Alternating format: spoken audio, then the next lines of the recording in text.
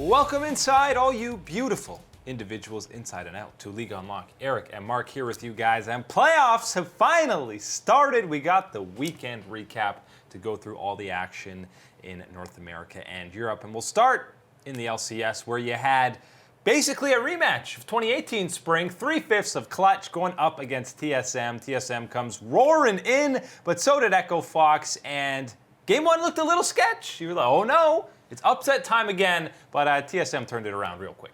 Yeah, things turned around real quick. Let's just say that game one was sketch, not only because TSM ended up losing that one, with a lot of people, us included, Pretty easily, too.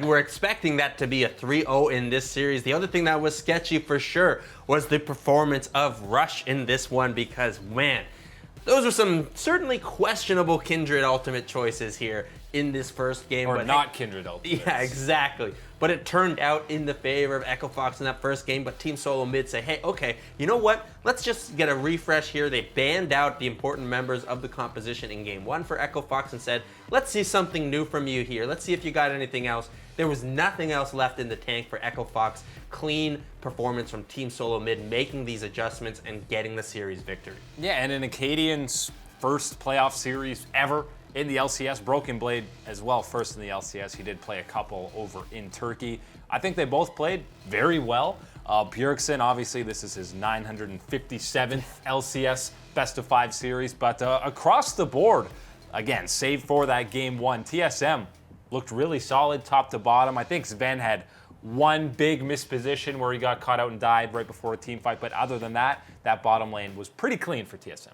Bottom lane was good for TSM, and when you look at Bjergsen, of course, we talk about this veteran, so many playoff games for this team, and in the lineup here, did a great job performing once again for the squad there. Maybe step forward a little bit too far on Zoe. Sometimes that still seems to be a bit of the issue, but obviously the Sleepy Trouble Bubbles and the damage that comes through when he's playing Zoe, no one tops him. Yeah, he had a lot of kills in that fifth game, and all 5 members performed well. I know Bjergsen did get player of the series, but it was hard to pick an actual standout, more so even Acadian. I mean, the Rek'Sai, which he got to play basically every single game. But if you're going series MVP, I think you got to go with 2 people, and you got to talk about Rush and Phoenix, because the Rek'Sai matchup, he kept going into it. He kept picking Jarvan into it. The KDAs were not there, and I think Solo in particular actually had a pretty good series. He was trying his damnedest, and even the bottom lane was okay for Echo Fox. The former Clutch guys were fine, but the jungle mid duo was a bit of a disaster. And this is a huge problem, because these were the 2 guys that really ended up carrying Echo Fox into this playoffs position and into the form that they were heading into this series. And when you looked at how both of them performed, it is a massive whiff for the 2 of them. Rush, certainly not a good start to the series and never really finding his positioning to be that effective in this series entirely. And again, how many times was he interrupted in his EQ by the Rek'Sai? That's the point here. It was disgusting. The TSM figured out that the Jarvan wasn't really working, especially for them, and to give it over and get some early game strength here on that jungle position, get the Rek'Sai for Acadian was something that I loved. And then, hey, you go into game 4 and it's like, all right, they picked Rek'Sai. They picked Rek'Sai against us 2 times here, and they've got it blind picked. We're going to be fine. Let's take the Jarvan again into this. Like, no, Rush, what are you doing? Even Phoenix actually looked okay in a lot of times in that mid lane, but a couple key mistakes giving over those first bloods to TSM. Those 2 were the guys that carried Echo Fox in this last part of the season down to this part, and they gave it up here in this series. Definitely a lot of avoidable deaths for both of them. The second series of the weekend was Golden Guardians versus FlyQuest, and we knew, on paper at least, this would be a much closer series. That's exactly what we had, and in true Golden State Warriors fashion, a 2-1 series lead. You can't get a 3-1. We're only best of 5 here. The Guardians fall down. They had the lead. It looked like the series was theirs. They even looked like they had a good chance to win that 4th game. They were leading, and then things turned around. FlyQuest made an impressive comeback. They take it in 5.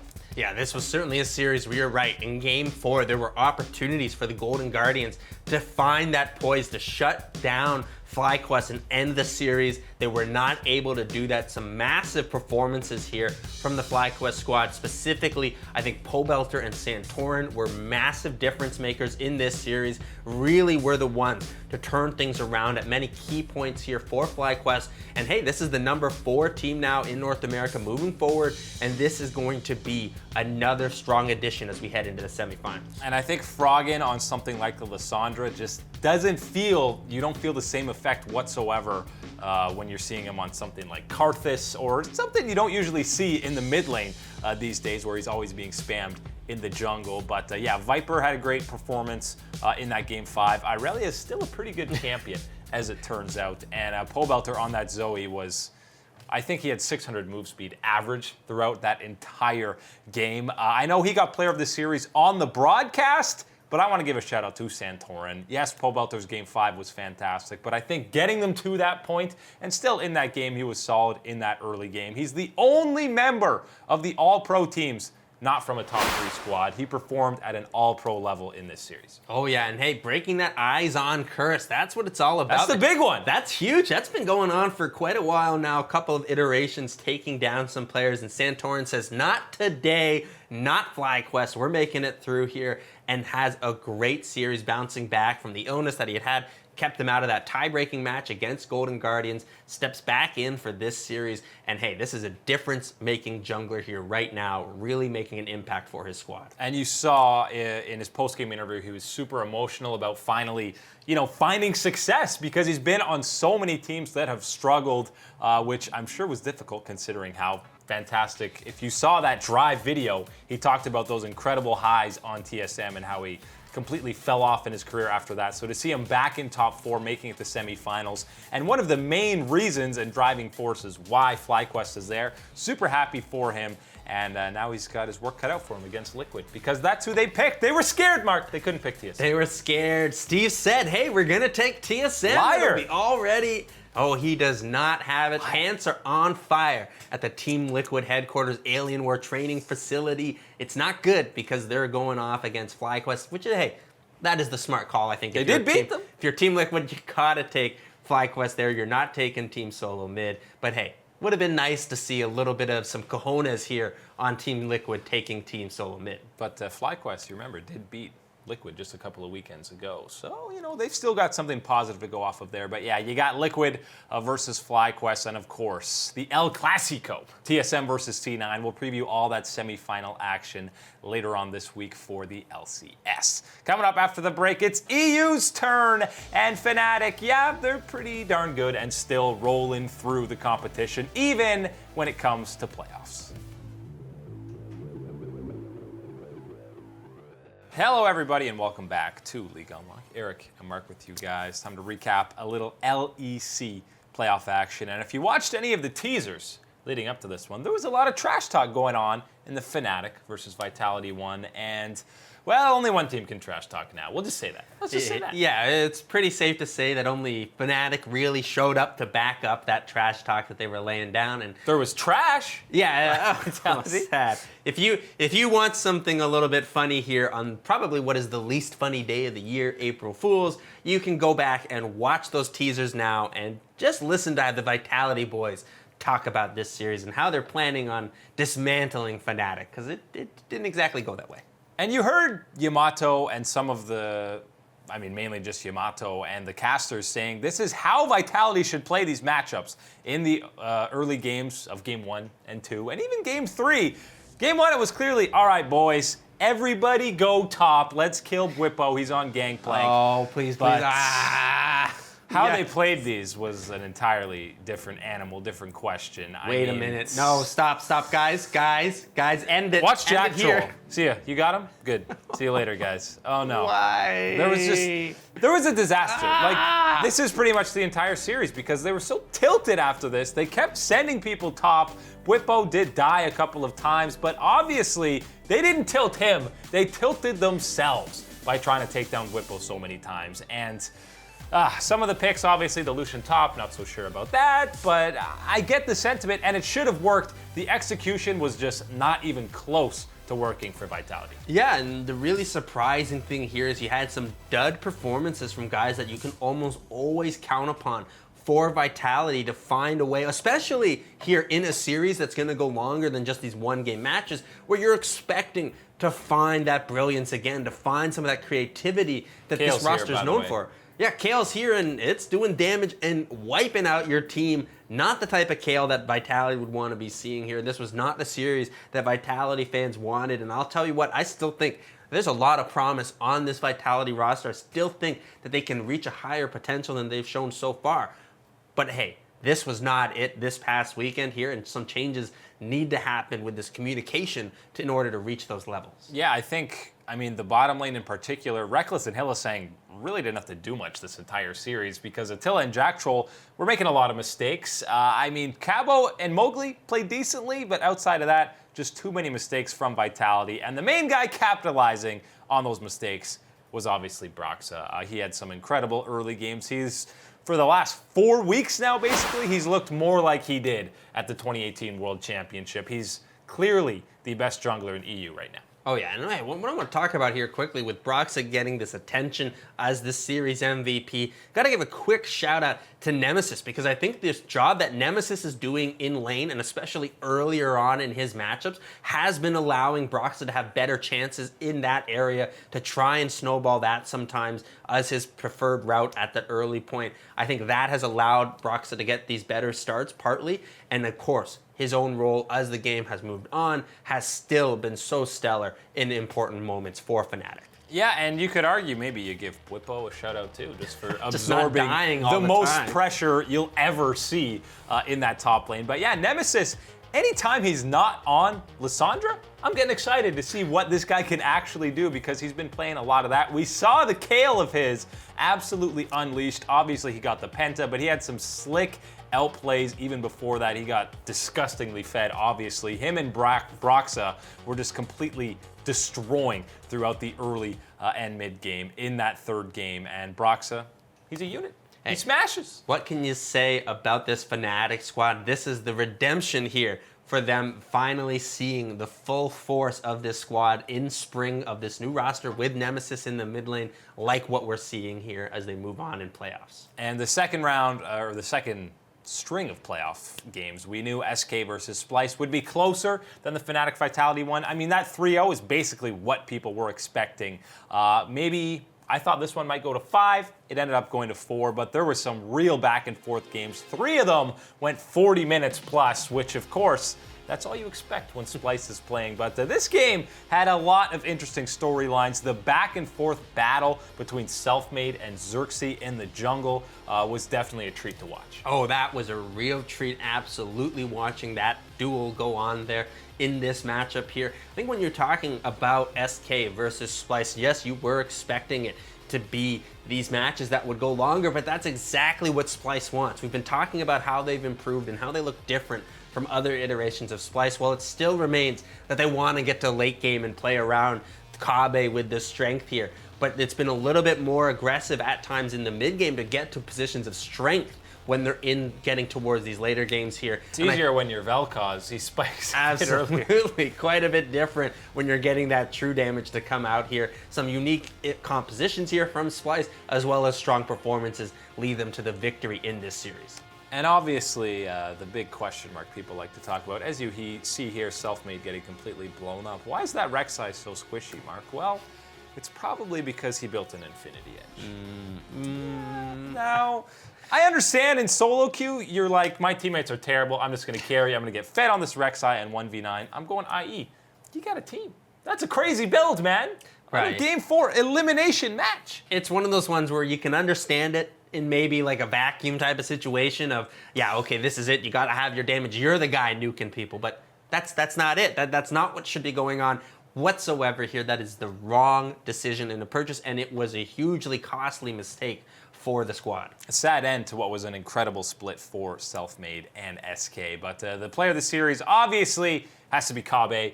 We talked about the back and forth with Xerxes and Selfmade, but Chovy has been the MVP of, at the very least, Splyce.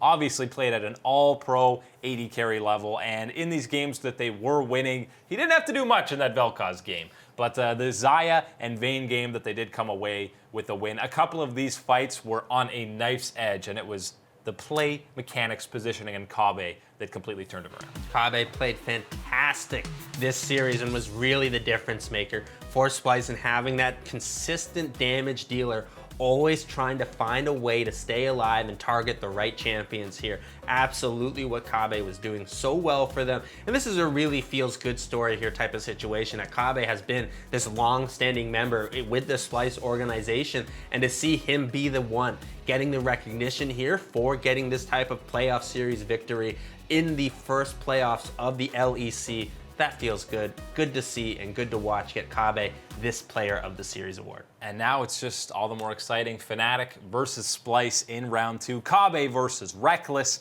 Going to be a very exciting one. And obviously, Fnatic going to be big favorites because they have won 11 in a row, including now that 3-0 against Vitality. But again, we'll preview that matchup, and we'll finally start talking about Origin and G2 later on this week, because it's going to have been a while since we've seen either of those squads on the Rift. Coming up after the break, the regular season's done in the LCK. MVP is handed out, and it was in probably the most controversial fashion that you could imagine. Salutations and greetings, all you beautiful people. Welcome back. League Unlock, Eric and Mark with you guys. And if you weren't paying attention to the LPL over the weekend, you missed out on some of the most insane endings in back-to-back games and back-to-back series that you'll ever see. The Billy versus TOP and EDG versus IG. These were some insane Nexus races, one auto attack away from winning. They were real barn burners. Yeah, this was easily the series here that if you're not watching the LPL, these are the reasons why you've got to be watching here. These are so worth it, because not only are the individual plays and the levels of these plays crazy, and the skill is great, the thrilling endings that you get here, unbelievable. Looks like he's got that locked up for sure. He's got the Baron buff. Everybody comes in. Okay. And by the way, BLG need to win this series if they want to stay in playoffs. Look at one Come on. No. Oh, why? Of course, they go to lose that game, but that's only game 1, so they come back game 2, and this time it's TOP. Okay, we'll end the game clean 2-0 against Billy, but no, that one's not even close. It's barely below half health mark. That's not even exciting. That was an own record. They built that item just to end this game back the other way. Billy tied up. They would lose in game 3, which is a real travesty. So that first game, they're one Nexus away from making it to playoffs. They obviously don't qualify. Then the very next series is IG versus EDG, and look at iBoy. Come on, iBoy! Yeah, no! It was so close! 40 health. And that was game 3. They could have taken down IG, one of the best teams in the LPL. Luckily for EDG, they're at least still in playoffs. But to have back-to-back series, have 3 endings like that, is just a pure testament to what the LPL is. That was one of the best nights in the LPL. Watching these games, so thrilling and incredible to watch. And even in that Billy game, that's right, game 3, where they needed that victory to get into the playoffs, to keep that playoffs hope alive. So close again. So close. And they were even in the lead more or less at the point. Curl's so strong on the LeBlanc, can't find the engage into that last team fight. Feels bad. Missed question mark pings there for sure. Let LeBlanc know. You needed to help us out. We need your help here. It's 5v4. I know you're looking for that perfect engage, but it mattered, and that was the ending for Billy. Ooh, exciting matches in the LPL. By the way, if you haven't been paying attention to Kuro since he left the LCK, he had an incredible debut split with Billy and almost single-handedly carried them into playoffs, because their bot lanes had some questionable plays, and he still almost got them there. The regular season wrapped up in the LCK, and Chovy and Deft were head-to-head for MVP. If you don't know, that's how they do it in the LCK. You get man of the match points, 100 points for player of the game. You add them up throughout the regular season. Whoever has the most at the end wins MVP for that split. Chovy and Deft both had 1,200 coming in to the last game of the regular season. Griffin versus Jin Air. And one MVP, Chovy locks it up. If he doesn't, they're tied. You do dual MVPs, and the LCK gives it to Chovy. Which, you know what? Okay, sure, he gets MVP all the time. But this game, he was the furthest thing from the MVP for Griffin. He was probably 4th in MVP voting, or should have been, for this game. He was 0-2-5 on Zoe, Mark, and he got caught out a bunch. It's simple here because no matter how you look at this one, maybe if Lehens drops one more control ward, you would probably put him less than 4 and Chovy at number 5 on the MVP list for this game. There's no way that Chovy deserved the MVP in this game, this series here. It is crazy, and it just absolutely the worst thing about it here, heading into this one, because it decides it, and seeing him get MVP, it just reeks of a type of corruption type of situation because, man, there's no way you can tell me that's MVP. That is not an MVP-worthy game, and to have it decide this year-long trophy race, a race that's actually been really intense with the performances of Deft on Kingzone and someone like Keen who hasn't really been getting too much because of the way that Afrika Freaks has played. They don't get enough wins. Right, they have not got enough wins, but Keen has been so impressive with his performances. Those are my MVPs compared to the likes of Chovy here, getting this one and especially earning it with this type of performance in the final match. It's not good. And no flame to Chovy here. He has no say on who's getting MVP. He's not voting for himself. I felt bad for him having to do that interview, but we got to change the system or the process because I know Griffin had a great split. You want to give him MVP. It should have been duel with Deft. So just an unfortunate way to end the regular season in Korea. But the regular season is behind us, which means we look at playoffs, and you know the King of the Hill format for the LCK gets starting already on Wednesday. Quick turnaround. Sandbox as the number 4 seed taken on Damwon, and then the winner of that will take on Kingzone on Friday. What do you think of that first round match, Mark? Ooh, that is a nice one here, but this is that classic. This is that one that we've seen so many times coming through the Challenger Series here in Korea. Before, we've seen these matchups going on here. I think this one's going to be a really close one here. I think you're going to be watching to see where the macro, that's what I think it's going to be. I think it's going to be all about the brain. I think that's what's going to be the big difference maker here. Not the skills, not the individual outplays. It's all going to be about the map control in this one. And I'm giving the advantage to Sandbox. I think Sandbox is going to find it and push on through as the number 4 seed. Yeah, I think overall they've definitely looked like the stronger team, but I'm interested to see how the subs come in, how Flame and Nuggery, Punch, and Canyon work in a best-of-5. I wouldn't be surprised if this one went either way because at their peak, I think Damwon, you can definitely see they could be a top 4 team in the LCK. Yeah, and I think at their peak, I think Damwon is going to be better than Sandbox, but that's the point here. I'm not having all of my faith in the many changes that you're going to have to be seeing here because my concern still with Damwon is that they've shown, well, hey, if you want to play your best map awareness game, the macro here, well, Flame is the choice in the top side. But having Flame up there and not having Naguri's absolute raw skill He's there, an animal.